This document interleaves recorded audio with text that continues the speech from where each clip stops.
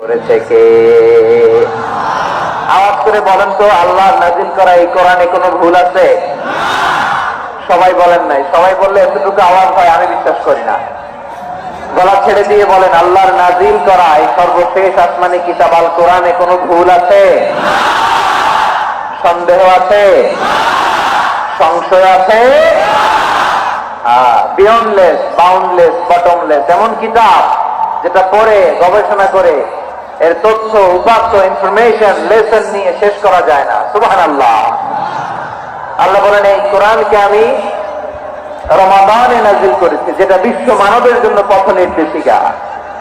এতে আছে হেদায়েতের সুস্পষ্ট বর্ণনা আর সত্য মিথ্যা পার্থক্য করার মানদণ্ড, কোনটা সত্য কোনটা মিথ্যা এটা কোরআন দিয়ে ডিফারেন্সিয়েট করা যায়। কোরআন হচ্ছে ফুরকান, to differentiate between right and wrong. কোনটা সত্য কোনটা মিথ্যা, কোনটা ভুল কোনটা নির্ভুল, এটা কোরআন দিয়ে যাচাই করা যায়। চিল্লায় বলেন ঠিক কিনা? এজন্য এই কোরআন দিয়ে আমাদের জীবন সাজাতে হবে। কোরআন দিয়ে জীবন না সাজালে জীবন আলোকিত হয় না। কোরআন দিয়ে পরিবার না সাজালে পরিবার আলোকিত হয় না। কোরআন দিয়ে সমাজ না সাজালে সমাজটা শান্তিময় হয় না।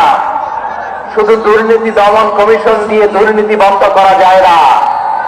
কোরআনের আইন বাস্তবায়ন করা ছাড়া এই সমাজ থেকে দুর্নীতি বন্ধ করা যাবে না। চিন্তা করো ঠিক কিনা?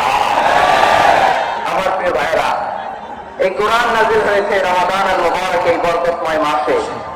তাই আমাদের উচিত এই মাসে আসন্ন যে রমাদানুল মুবারক, এই রমাদানে কোরআনের সাথে নিজেদের সম্পর্ককে বাড়ানো। আমার প্রিয় চাঁপাইনবাবগঞ্জের ভাইরা, আমরা কি আসন্ন রমাদানে কোরআনের সাথে আমাদের অ্যাটাচমেন্ট, সম্পর্ক বাড়াতে চাই? চান সবাই? আপনি কি জানেন কোরআন নিয়ে কোন ফেরেশতা পৃথিবীতে এসেছিল? জানেন? ফেরেশতার নাম কি বলেন তো? জিবরিল আলাইহিস সালাম। একটু খেয়াল করে শুনেন, কান দুটো খরগোশের কানের মতো খাড়া করে আমার দিকে তাকান। সাইয়েদনা জিবরিল কোরআন নিয়ে এসেছেন, ফলে উনি হয়েছেন শ্রেষ্ঠ ফেরেশতা। বিশ্ব নবীর উপর কোরআন নাজিল হয়েছে, তাই তিনি হয়েছেন শ্রেষ্ঠ নবী। রমাদানে কোরআন নাজিল হয়েছে, তাই রমাদান হয়েছে শ্রেষ্ঠ মাস। কদরের রাতে কোরআন নাজিল হয়েছে, তাই কদর হয়েছে শ্রেষ্ঠ রাত। আমরাও যদি কোরআনের সাথে সম্পর্ক বাড়াই, আমাদের মর্যাদাও এরকম, আমাদেরকেও শ্রেষ্ঠ মানুষ বানায় দিবে কে? এজন্য কোরআনের সাথে সম্পর্ক বাড়াইতে রাজি আছেন তো? যারাই কোরআনের সাথে সম্পর্ক বাড়ায় এদের মর্যাদা বাড়ায় দেয় কে? দেখবেন আমাদের হাফেজে কোরআন, তারা ইন্টারন্যাশনাল কোরআন কম্পিটিশনে যে গোটা বিশ্বকে পেছনে ফেলে প্রথম পুরস্কার নিয়ে আসে। এত ছোট ছোট বাচ্চা, ও সমাজ বোঝে না, রাজনীতি বোঝে না, টাকা পয়সা বোঝে না, কিচ্ছু বোঝে না, কিন্তু গোটা বিশ্বে ওকে সম্মানের চেয়ারে আসীন করেছে কে? এই কোরআনের সাথে লাগলে আল্লাহ তাআলা সম্মান বাড়িয়ে দেয়। আমার প্রিয় ভাই, আসুন আমরা আলোচনার শুরুতেই শপথ নেই যে আসন্ন রমাদানে আমরা কোরআনের সাথে নিজেদের সম্পর্ককে মজবুত করবো ইনশাআল্লাহ। সবাই বলেন ইনশাআল্লাহ। শাবান মাস আসলে, রজব মাস আসলে সাহাবারা কি করতেন আসুন আমরা দেখি কিভাবে তারা রমাদানকে ওয়েলকাম জানাতেন।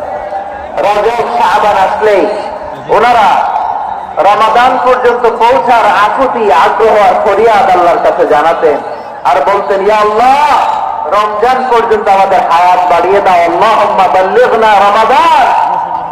আল্লাহ তুমি রমজান পর্যন্ত আমাদের পৌঁছে দাও। আল্লাহুম্মা বারিক লানা ফি রজব ওয়া শাবান ওয়া বাল্লিগনা রমাদান। আল্লাহ রজব শাবানে বরকত দাও, আল্লাহ রমজান পর্যন্ত তুমি আমাদেরকে পৌঁছে দাও। আওয়াজ করে পড়েন আমিন। আমার প্রিয় চাঁপাইনবাবগঞ্জের ভাইরা, গত বছর অনেকের সাথে আমরা একসাথে রমাদান কাটিয়েছি। তাদের অনেকে দুনিয়াতে এখন বেঁচে নাই, এরকম আছে না নাই? এই যে আরো 7 দিন বাকি রমাদান আসতে, এই 7 দিন পর্যন্ত আমরা রমাদান পাবো কোনো গ্যারান্টি আছে?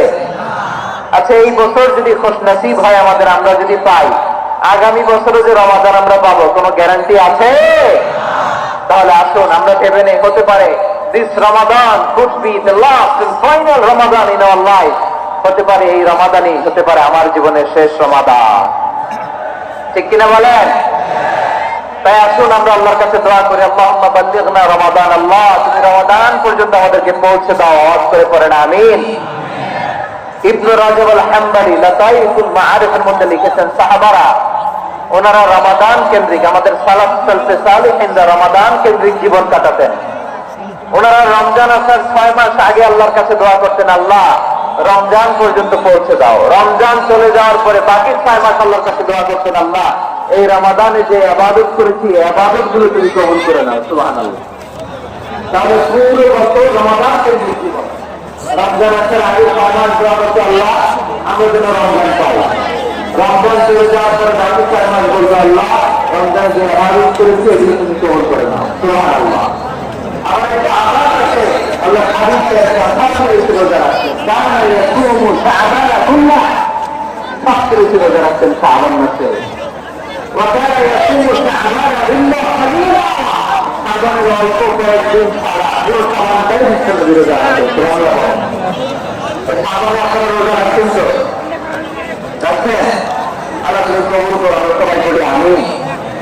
মাইকের সাউন্ডটা একটু উইক মনে হচ্ছে, একটু স্ট্রং করতে হবে সামান্য। মাইক অপারেটর যিনি আছেন একটু স্ট্রং করবেন, আমার সাউন্ড করে কথা বলা লাগছে, একটু স্ট্রং করবেন মেহেরবানি করে, মাইকের সাউন্ডটা একটু স্ট্রং করবেন। প্রিয় ভাইয়েরা, এই শাবান শেষে আমাদের মধ্যে আগমন করবে রমাদান, এবং এই রমাদানুল মুবারক আল্লাহ তাআলা আমাদের জন্য সিয়াম ফরজ করেছেন। কি ফরজ করেছেন?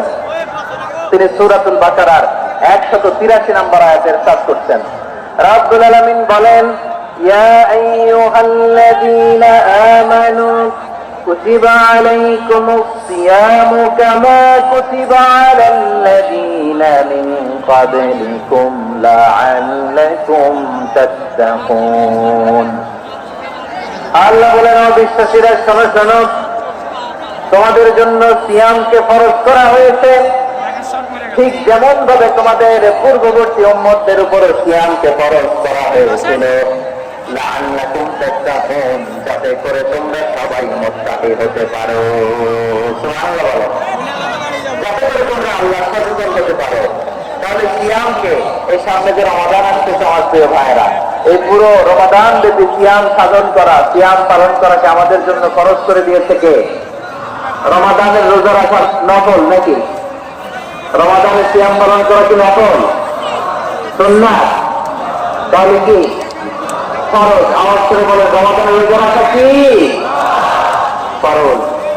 এটা শুধু আমাদের উপরই ফরজ না, আমাদের আগে যত জাতি গোষ্ঠী পৃথিবীতে এসছে সবার উপরে সিয়াম পালনকে ফরজ করে থেকে সবার উপরে আল্লাহ তাআলা সিয়াম পালনকে ফরজ করেছিলেন। তবে ধরনটা ভিন্ন ছিল, এক এক জাতি গোষ্ঠীর জন্য এক এক ধরনের ছিল। আমাদের জন্য সিয়াম ফরজ টানা 1 মাস 30 দিন বা 29 দিন।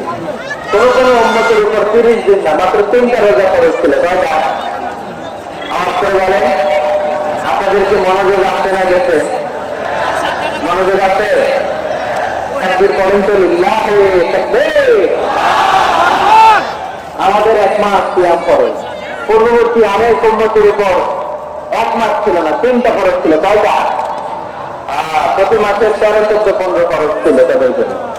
তার জন্য শুধু একটা আশুরার রোজা, কোন কোন উন্নতের জন্য 10টা, কোন কোন উন্নতের জন্য রোজা খরচ ছিল মৌনতার রোজা, আরবিতে বলে সাওমুল ইনসাফ, মানে সারাদিন খেতে পারবে, পান করতে পারবে, স্ত্রীর সাথে মেলামেশা করতে পারবে, কিন্তু কথা বলতে পারবে না। কথা বললেই তাদের রোজা ভেঙে যেতে পারেন। সুবহানাল্লাহ।